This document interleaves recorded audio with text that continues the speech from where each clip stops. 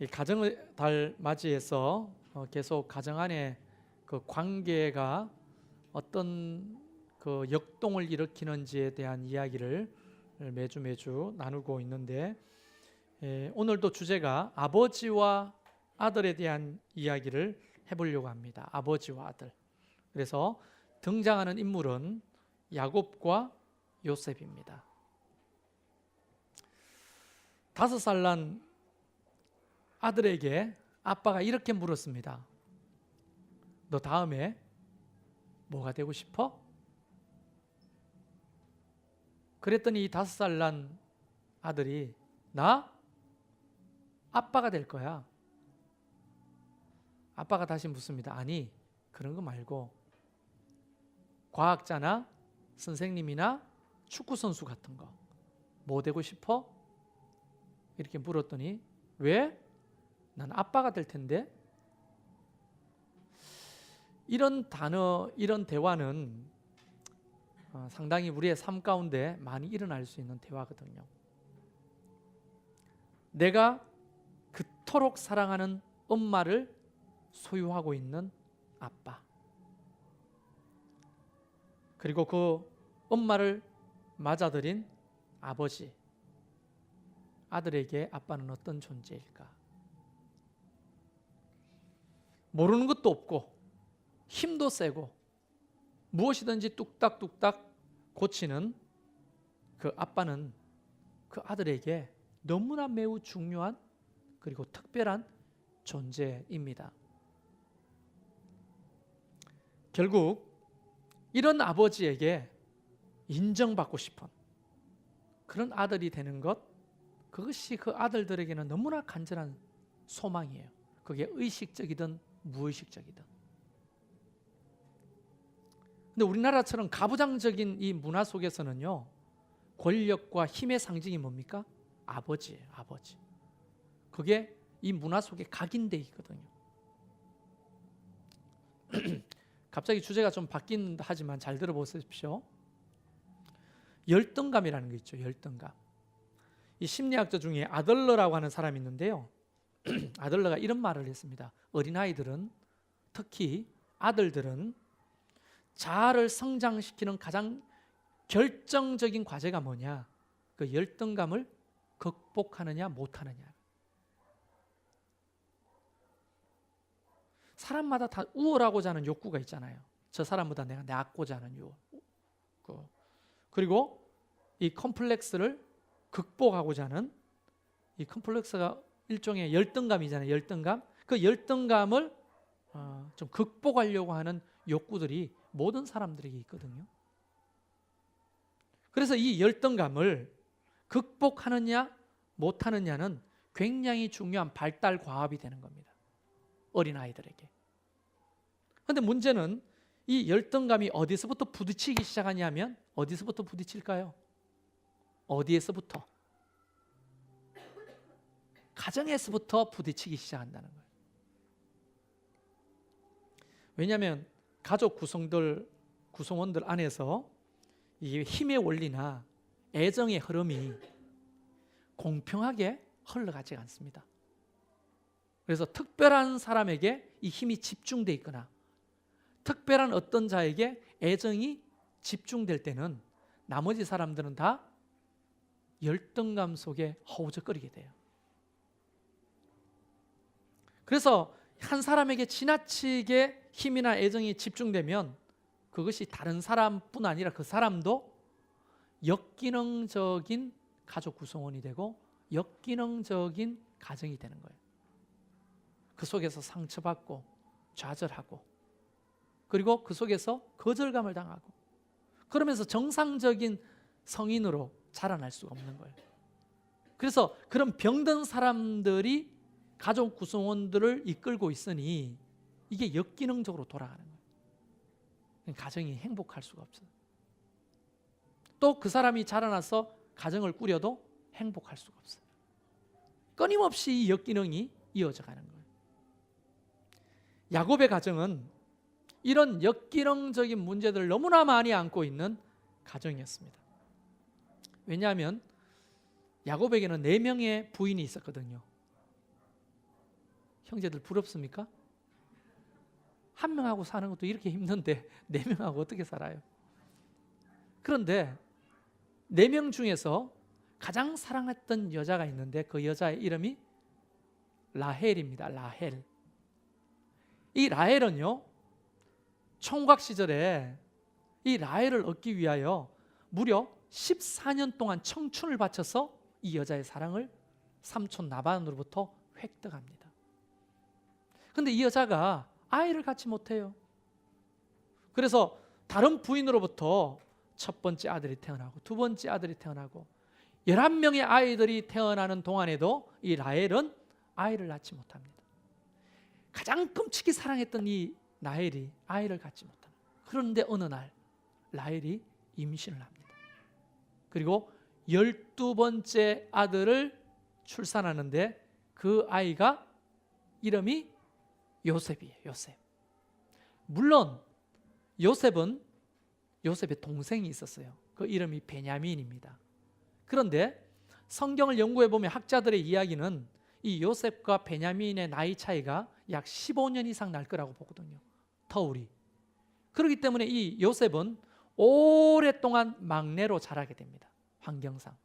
그리고 이 라헬은 베냐민을 낳다가 죽죠. 그러니까 핏덩어리인 베냐민 이제 그 자기의 사랑하는 소생으로부터 낳았던 요셉, 이것이 야곱에게는 너무나 위로가 된 거죠. 그래서 조금 추적해 보면 라헬이 죽었으나 요셉 속에서 누구를 봅니까? 야곱은 자꾸 라헬을 보는 거예요. 요셉을 사랑할 수밖에 없는 거지, 야곱이. 그래서 야곱은 요셉에게 각별한 예정을 쏟아붓기 시작합니다. 형들은 밖에서 다 일을 하는데 자색 옷을 입히고 무릎팍에 앉히고 음식을 떠먹이면서 너무나 극진한 사랑이 요셉에게 흘러가기 시작하는 거예요. 여러분, 11명의 형들을 상상해 보십시오. 콜릭의 그 동생에게 질투심을 가지게 되고, 왜냐하면 그 형들도 아버지의 사랑을 받고 싶은 거예요. 인정을 받고 싶은 거예요. 그런데 그 애정이 한 명의 아들에게만 흘러가는 모습을 보고 얼마나 많은 거절감과 아픔을 경험했겠어요. 나도 저 자리에 있고 싶은 거야.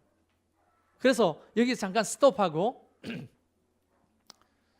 큰애들이 자꾸 애기짓을 할 때가 있어요. 보면 왜 그래요? 동생이 태어났는데 내가 받았던 그 사랑을 이 동생이 갑자기 엄마 아버지의 관심과 사랑을 독차지합니다. 이 아이는 아빠 엄마로부터 받았던 사랑을 졸지에 뺏어간 그 동생을 시기하고 질투하기 시작하지만 부러운 거예요. 이 동생이 받는 사랑 내가 받고 싶은 거예요. 그래서 어떻게 합니까? 어린아이니까 저렇게 사랑하지, 나도 어린아이가 되어볼까 하면서 태행을 하게 되는 거예요. 어린아이처럼 애기짓을 하게 되는 거예요. 그게 다 열등감에 대한 뭐라고 할까요? 반작용이라고 할까요? 그렇게 등장하는 거예요. 그 일들이 지극히 정상이죠. 이 11명의 형들은 너무나 많은 수치심, 너무나 많은 거절감, 그런 상처로 인해서 요셉을 미워하기 시작합니다. 질투하기 시작합니다. 아버지의 사랑을 독차지하고 있는 그 요셉. 형들의 반응은 마땅한 거죠. 미워하는 거, 질투하는 거. 왜냐하면 그 남자, 그 아들들도 11명의 아들도 아버지의 사랑을 받고 싶은 거예요. 여러분 그거 압니까? 실제로 몇 년 전에 3살 난 아이가 100일도 되지 않는 동생을 죽인 사건이 벌어졌어요. 어떻게 죽였느냐? 엄마가 빨래를 하고 있는데 이 3살 난 아이가 동생 얼굴에, 누워있는 동생 얼굴에 베개를 올립니다. 그리고 그 위에 올라탑니다. 질식사해서 죽어요. 이 첫째 3살 난 아이가 왜 그랬을까요? 여러분 이 3살 난 아이는 어떤 의미에서는 정당방입니다. 갑자기 어느 날 내 사랑을 독차지하고 빼앗아버린 이 아이가 안 미울 수가 없죠. 이 세상에서 사라졌으면 좋겠죠. 죽는 것이 뭔지 모르지만 이 아이를 괴롭히게 되는 겁니다. 그래서 엄마 안 볼 때 첫애가 둘째나 막내를 꼬집고 또는 뭐 학대라 하면 그렇지만 해코지하는 것이 상당히 많습니다. 그런데 요셉의 형들은 어떤 마음을 가졌을까 생각해 보세요. 그렇지만 아버지가 끔찍이 사랑하니까 이 형들은 어쩔 수가 없었어요. 그런데 요셉이 10대가 되었습니다. 17살쯤 되었습니다. 17살쯤. 여러분 10대가 되면 그거 아십니까? 남자아이들은 힘이라고 하는 원리에 더 집착합니다. 그래서 또래 집단 속에서 짱이 누군지가 굉장히 중요해요. 누구 옆에 붙어 있어야 인정을 받고 사랑받는지를 집중하게 됩니다. 그래서 이 또래 집단이 굉장히 중요한 거예요. 그래서 왜 왕따를 시키느냐? 여러 가지 이유가 있지만 내가 쟤를 왕따 시킴으로 쟤보다는 내가 우열의 자리에 있게 되는 거죠. 이해되십니까? 내가 쟤를 무시하고 거절하고 왕따 시킴으로 나는 쟤보다는 힘을 가지게 되는 거예요. 10대가 되면 이 남자아이들은 10대가 꼭 안 되더라도 10대가 되면 뭐 4학년, 그 다음에 중2, 우리가 이런 굉장히 중요한 과정을 거치게 되는데요. 그 사이에 아이들은 그 힘, 권력에 집중하게 되면서 서열이 학교에서 매기고 힘이 있는 아이들을 따라다니고 그 동료 또래 집단 안에서 자기를 자꾸만 발견하게 되죠. 그런데 10대가 된 이 요셉은 그런 거에 대한 집착이 더 강했습니다. 어느 날 꿈을 꾸죠. 안 그래도 미워 죽겠는데 형, 야 바빠, 왜? 귀찮아, 저리 가. 나 꿈을 꿨는데 내가 뵌 곡식단하고 형들이 뵌 곡식단이 있는데 형들이 뵌 곡식단이 나의 곡식단에 절을 하더라. 이게 말입니까 막걸리입니까? 확 죽여버리려마. 안 그래도 짜증 나가지고 화가 나 죽겠는데 어떻게 이런 말을 형들한테 합니까? 지금 절제하고 있는 형들의 감정이 지금 폭발 직전에 있습니다. 성경은 오늘 그것 때문에 더 미워했다고 말합니다. 그런데 이거를 알 리가 없죠. 요셉은 얼마 후에 또 꿈을 꾸고 나타납니다. 형, 뭐야, 또 뭐야? 야, 엉뚱한 말 하려면 가, 저리 가. 형, 꿈을 꿨는데 해와 달이 그리고 11개의 별이 나보고 절을 하더라? 옆에 아빠가 없었다면 아마 죽여버렸을 거예요. 안 그래도 지금 눈에 가시처럼 그렇게 우리를 거절감을 주고 상처를 주고 아빠의 사랑을 독차지하는 그 요셉이 미워 죽겠는데 그래서 말을 했어요. 뭐? 절을 하더라고? 야, 그러면 네가 우리의 왕이 된다는 말이냐? 엄마 아버지도 너희 앞에 절을 하는 네가 왕이 된다는 거야? 몰라, 어쨌든 난 그런 꿈을 꿨어 하면서 질질질 끌리는 자색을 입고 이렇게 사라지는 거야. 야구 빠따가 있었다면 아마 들고 가서 사정없이 아마 후려 갈겼을 거예요. 형들은 더 이상 이성을 절제할 수가 없었습니다. 그래서 그들은 모의합니다. 얘를 죽이자. 근데 큰 형이 야, 죽이지는 말자. 그냥 팔아버리자. 여러분, 어마어마하게 끔찍한 살인이 공모되고, 그죠? 유괴가 공모되는 현장이에요. 역기능적인 현상을 여러분 보고 계십니까? 애정이 특별한 곳에만 쏟아질 때 생기는, 물론 극대화돼서 드러나 이야기가 있지만 우리 가정에도 이와 비슷한 일은 얼마든지 일어날 수가 있는 거예요.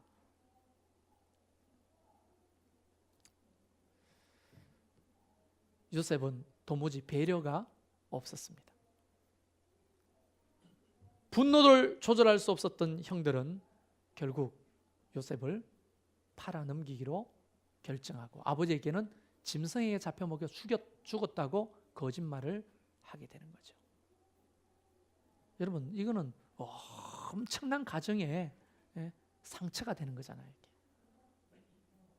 이거를 엄마들과 야곱이 알까요? 이런 역동이, 이 열등감 속에 일어난 열등이 이렇게 폭력적으로 변하는 사실을 알까요? 모르지요. 몰라요.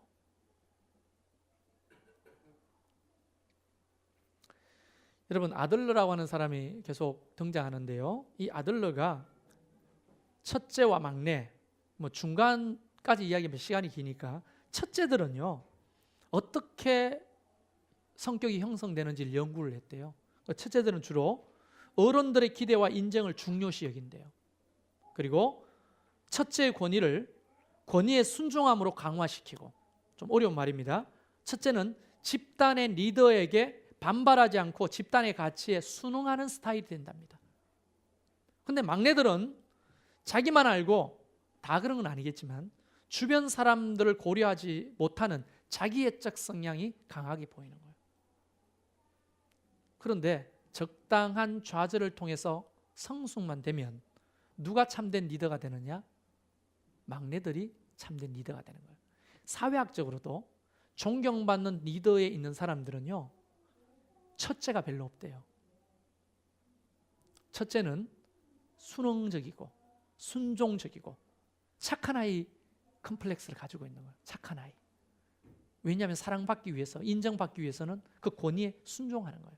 그런데 막내들은요 철없이 끊임없이 사랑을 받고 자기애적 성향을 가지면서 막 활동하다가 현실에 눈을 뜨고 건강한 좌절을 통해서 분리가 잘 되면 그 받았던 사랑을 통해서 좋은 리더가 되어가는 거예요. 사람을 인정하고 공감할 수 있는. 요셉 이야기로 다시 넘어가 봅시다. 요셉은요 자기애적 성향이 강하게 보이죠. 형들을 배려하지 않습니다. 자기 기분, 자기가 꿈. 물론 이것은 영적으로 하나님이 주신 계시몽입니다만은 지금 그 가정 안에서 일어나는 어떤 정서적인 역동을 보면 이 요셉은 막내로서 오랫동안 막내로 있었잖아요. 15년 동안 베냐민 태어나기 전까지 막내로 사랑을 독차지했어요. 간혹 아이들이 이런 질문하는 거 보셨습니까? 엄마다 아빠에게 햇님이 자꾸 나를 따라다녀. 동거 아닐까요? 햇님이 어떻게 자기를 따라다니죠? 구름이 자꾸 나를 따라다녀. 여러분, 아이들은요 온 세상이 자기 중심으로 돌아간다고 여길 그런 시점이 있어요. 그러면 너 돌았니? 햇님이 어떻게 널 따라다녀? 아니야, 그건 착각이야. 이렇게 말해주면 안 되는 거죠. 그래? 햇님이 널 따라다녀? 네가 대장인가 봐. 햇님이 너 쫄병인가 봐. 너만 따라다니네. 이렇게 줘요. 야, 해는 천성설에 의지해서 저 뭐 과학적으로 설명하면서 해는 따라다니는 거 아니야. 우리의 시각적인 뭡니까? 착각일 뿐이야. 그렇게 이야기해주면 안 되죠. 아이들은 자기 중심으로 돌아간다고 생각하거든요. 세상이. 이것이 자기 자아를 지지해주는 굉장히 중요한 버팀목이 돼요. 어린 시절에는. 아이들이 태권도 학원 간지 이틀밖에 안 되는데 와가지고 아빠 볼래? 하면서 우 그런 어설픈 몸짓에 아빠는 와, 야 태권 부위가 된 것 같아. 그렇게 이야기해주고, 노래를 배워왔다고 노래를 하는데 박자도 음정도 맞지 않지만 야 가수가 되겠는걸? 너무 잘한다. 닭살 돋아요? 그렇게 이야기해주고 그의 어설픈 행동과 말과 몸짓에 아빠는 묽게 박수를 치면서 환호해줍니다. 그때 아이는 엄청난 지지를 받게 되죠. 그리고 누구에게도 줄 수 없는 엄청난 에너지를 비축하게 됩니다. 이 아이는요. 아빠의 그 인정으로부터. 아빠가 누굽니까? 우주예요. 아빠는. 그리고 아빠는 세상 전부예요. 아빠는 권력과 힘의 상징이에요. 내가 그 권력 싸움에서 지잖아요. 엄마를 차지하려고 하는 권력 싸움에서 지난주에 들었죠? 엄마를 독차지하고 있는 이 권력의 상징인 아빠가 자기에게 박수를 쳐주고 자기를 인정해주고 자기를 띄워주고, 그리고 그 어설픈 몸짓에도 아이를 들어 올려서 빙글빙글 돌면서 아이를 칭찬해주고 사랑해줄 때 이 아이는 이 세상에 오직 자기와 아빠만 남는 거예요. 세상을 다 얻은 거예요. 이게 엄청난 힘이 되는 거예요. 어느 날 아들이 뭔가를 묻습니다. 그럴 때 아빠가 너무나 논리적으로 과학적으로 설명을 해줍니다. 아니야, 그건 잘못된 질문이야. 그건 말이야 이거야. 네가 틀렸어. 제가 그랬거든요. 저는 굉장히 얕은 지식이지만 넓은 폭넓은 지식을 가지고 얕지만 넓은 지식을 가지고 있어요. 그러니까 뭐든지 물어도 저는 아이에게 대답을 해주는 거예요. 근데 말도 안 되는 질문을 합니다. 그러면 제가요, 아니야, 그건 틀렸어 하면서 그건 말이야, 요렇고 요래. 아이가 뭐야? 굉장한 거절감과 좌절감을 경험하게 되죠. 근데 엉뚱한 질문을 아이들이 얼마나 많이 합니까? 햇님이 따라다녀요. 또 구름이 자기를 따라다닌대요. 그리고 베개 보고 이름을 붙여주고 인형에게 이름을 이야기하면서 막 이야기를 합니다. 아빠, 얘가 나한테 이렇게 말했다. 머리를 탁 때리면서, 야, 정신 차려. 자, 빨리. 설때문짓 하지 말고. 이 윌슨이 나를 사랑한다고, 윌슨이 나에게 말을 걸었다고요. 여러분 윌슨 알죠? 고민형, 그 유명한 윌슨이라고 하는 그 윌슨이 말을 걸었다고요. 그런데 그런 말도 안 되는 공상과학 같은 소설을 듣고, 와, 정말 윌슨이 너를 사랑하는가 봐, 윌슨이 너를 좋아하는가 봐, 그랬구나, 이렇게 해줘야 되는데, 윌슨, 야, 곰이야, 곰. 살아있는 게 아니라고. 이건 단추라고, 눈 가리는 난추. 살아있는 게 아니라고. 이런 현실을 자꾸 너무 빨리 알려주려고 하면요, 그 아이는 지지 기반 자체가 빨리 무너지는 거예요. 아들은 아버지의 인정과 칭찬을 통해서 뭘 얻게 되느냐 하면 앞으로 다가올 현실의 세상을 극복하는 힘을 얻게 되는 거예요. 아버지 안에서 세상을 정복하는 경험을 하게 되는 거예요. 왜냐하면 세상보다 더 큰 존재인 아버지를 나를 인정하고 아버지가 나를 사랑한다. 그러면 이 세상은 아버지보다 적은데 그 세상을 이기고 정복하는 경험이 계속되는 거예요. 결국 요셉은 열등감에 사로잡혀 있는 형들에 의해서 이집트로 팔려가는 신세가 됩니다. 억울한 모함을 받고 사형수 신세가 됩니다. 갑자기 엄청난 고난이 현실 가운데 몰려왔습니다. 그런데 우리가 알다시피 이 요셉은 잘 극복합니까? 안 합니까? 잘 극복하죠. 이 잘 극복하는 힘이 우리는 신앙적으로 보면 하나님이 함께 하셔서 그래요. 여기서 굉장히 두 가지 질문을 얻게 되는 거예요. 첫 번째는 뭐냐? 신앙도요, 아버지와 좋은 관계를 통해서 하나님 아버지의 관계가 잘 형성돼 가는 거예요. 아버지와의 관계가 깨어지고 비뚤어지면 하나님 아버지의 관계도 이 아버지의 그림자가 따라오기 때문에 하나님 아버지를 받아들이기 힘들어합니다. 그런데 이거는 하나님뿐 아니라 직장 상사, 그리고 교회의 목자 또는 목사와의 권위자들과의 관계가 제대로 형성이 안 돼요. 굉장히 방어적이고 마음을 잘 열지 못하고 그렇게 되는 거예요. 그런데 이 요셉은 어린 시절에 아버지로부터, 물론 형들에게는 끔찍한 일이었지만 아버지로부터 지지와 사랑을 끔찍하게 받았죠. 그런데 어느 날 갑자기 아버지와 단절이 시작됩니다. 팔림으로써. 그런데 그 단절을 통해서 뭘 경험하게 되냐면 독립적 인간으로 성장하게 되는 거예요. 독립적 인간으로. 아버지를 떠나서 자기가 이제 아버지가 되어가는 거예요. 또 다른 남자가 되어가는 거예요. 근데 아버지들이 이제 좀 역기능적인 현상을 두 가지를 하는데, 너무 폭력적이거나 거절할 때, 또는 너무 융합돼서 인정하고 사랑할 때, 이 두 가지는 다 독이 돼요. 적절한 게 중요하거든요.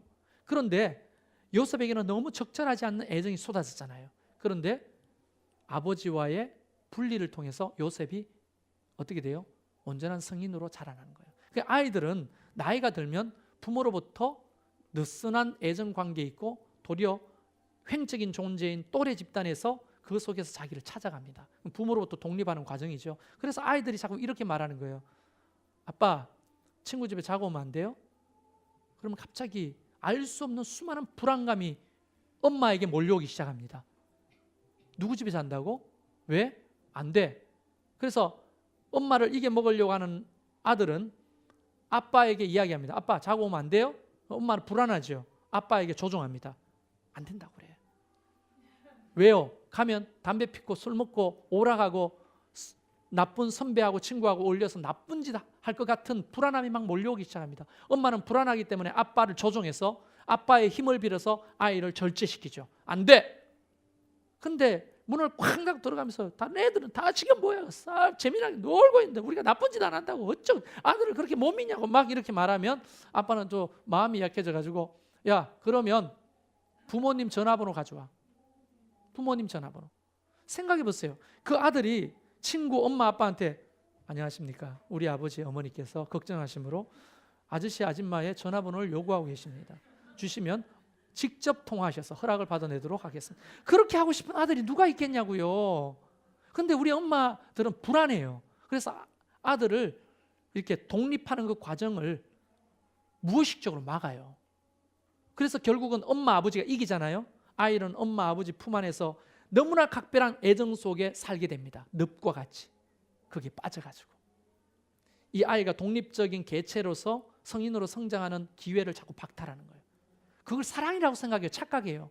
아이는 당연히 친구 또래 집단에서 그 속에서 현실에 눈을 뜨고 뭐 세상의 냉혹함을 경험하게 되고 힘의 서열을 인식하게 되고 그 속에서 자기를 발견하고 점점점 성인이 되어가는 거예요. 부모와 떨어지면서. 그런데 부모를 꽉 끌어안고 절대 안 되죠.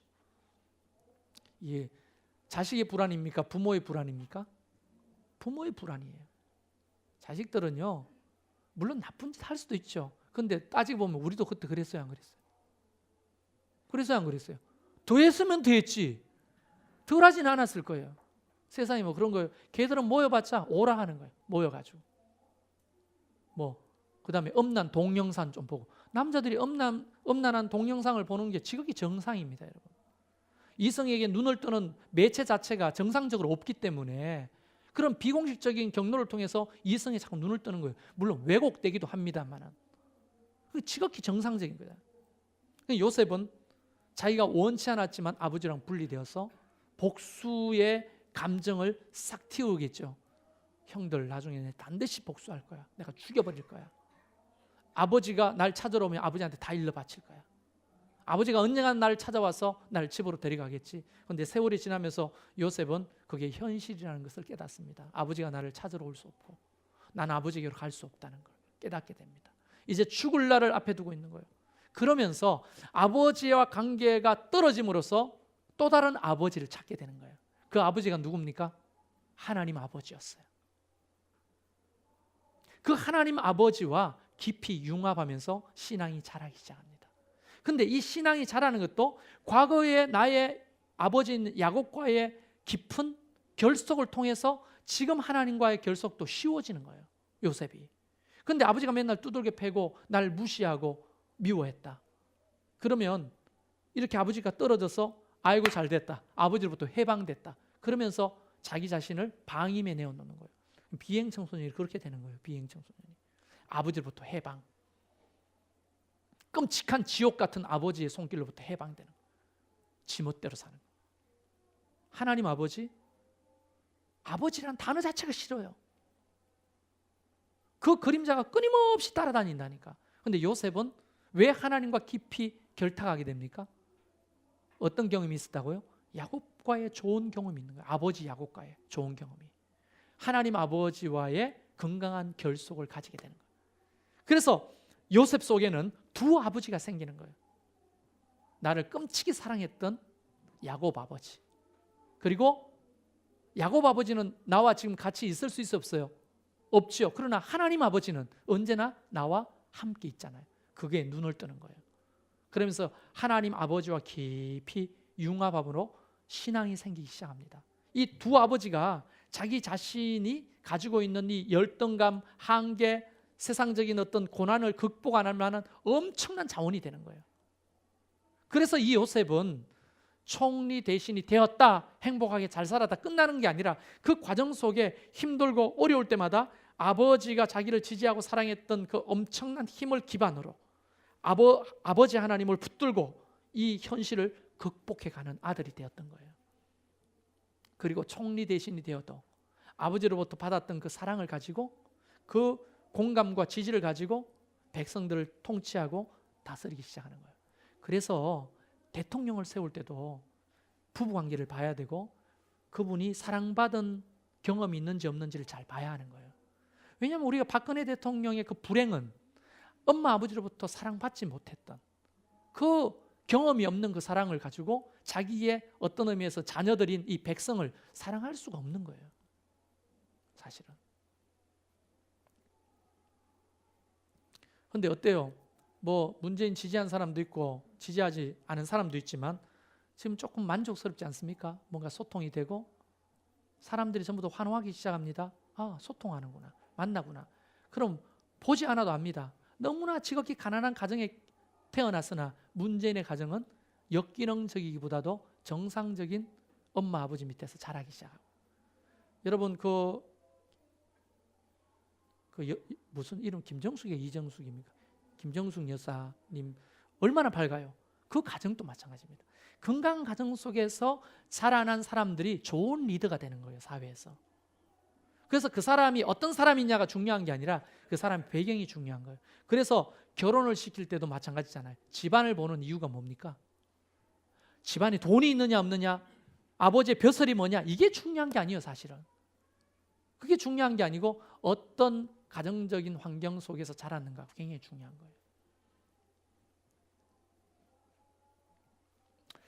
요셉은 고난 중에 나락으로 떨어질 때 자기를 지탱해 주던 한 줄기 빛, 그 힘이 무언지 알았습니다. 자기를 자랑스럽게 생각해 주고 자기를 끔찍하게 사랑해 줬던 아빠의 그 사랑의 경험이 힘이 되는 거예요.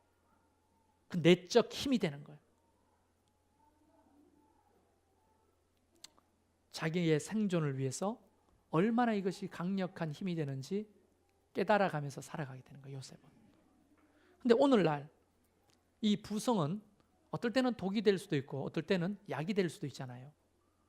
분명한 것은 이 아들들은 아버지의 인정과 사랑에 끊임없이 목말라 하는 존재라는 사실을 인식해야 합니다. 자, 지금 여기 아버지들 계시죠? 그리고 여러분의 남편들은 왜 자기 아들에게 그렇게 해줄 수 없었습니까? 자기 아버지로부터 그렇게 받은 경험이 없는 거예요.